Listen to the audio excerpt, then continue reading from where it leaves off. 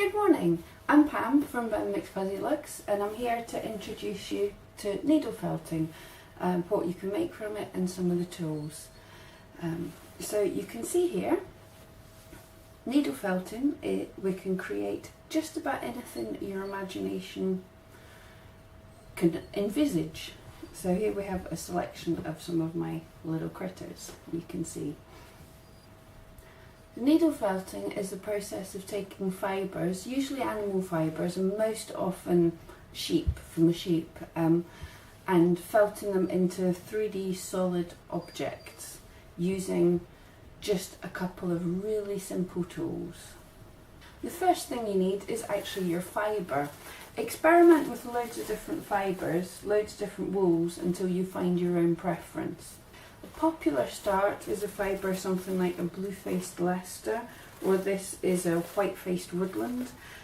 It's quite coarse, they're quite coarse fibres, and this means they felt fairly quickly and fairly firmly compared to something more traditional like a merino, which tends to be more silky and takes a good bit longer to felt.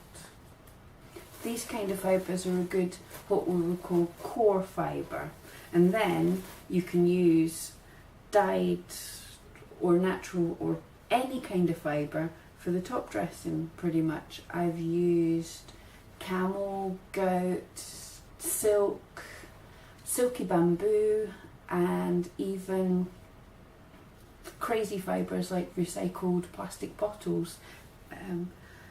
So you can use just about anything for the top dressing if your core is nice and firm.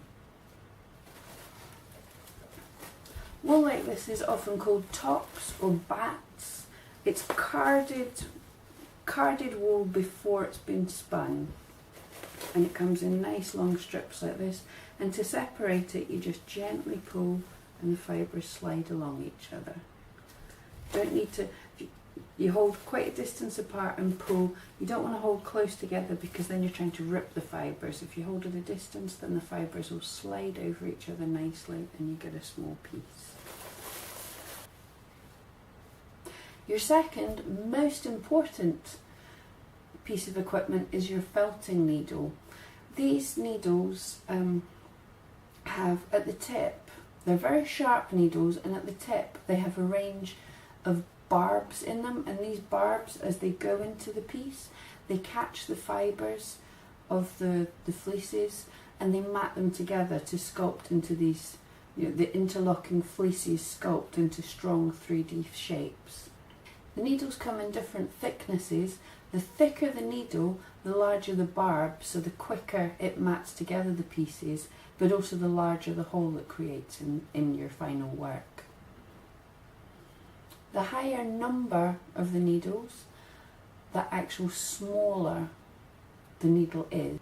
Something like a 36 gauge needle tends to be what people would use as a standard workhorse needle, and then up to something like a 40 gauge needle would be used for fine detail, for example putting the spots on and felting the eyes in a creature, or for, once they're firmly felted, smoothing over the surface.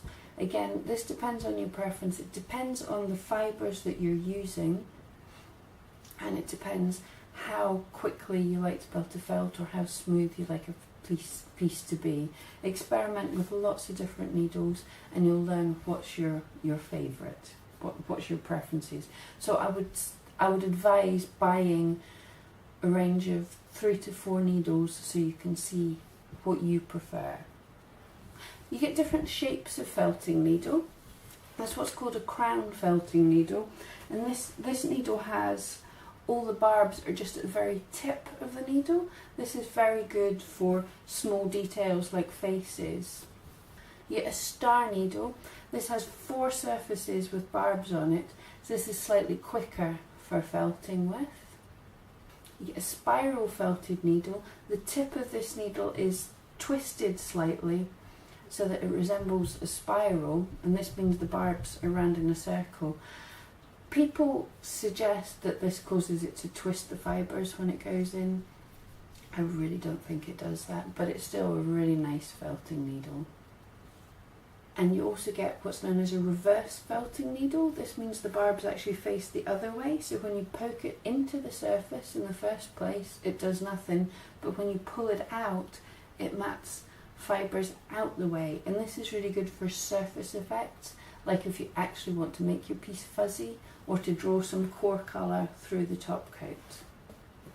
Also, an optional piece of equipment is foam, a felting foam. This is any kind of high density foam you can get. You can also use a brush. As you'll see in my later videos, I don't actually use the foam very much, I just stab my fingers. But for your own safety, it's much better to use a foam pad. This helps in a lot of cases. They can be got anywhere. Craft shops, you can buy them online, really simple to get. Thank you so much for watching. If you come back, watch out for me. I will be running next a series of tutorials on beginning with needle felting, your beginning steps of how to create the basic shapes so that you can then create all the little fuzzies like these. Thank you very much.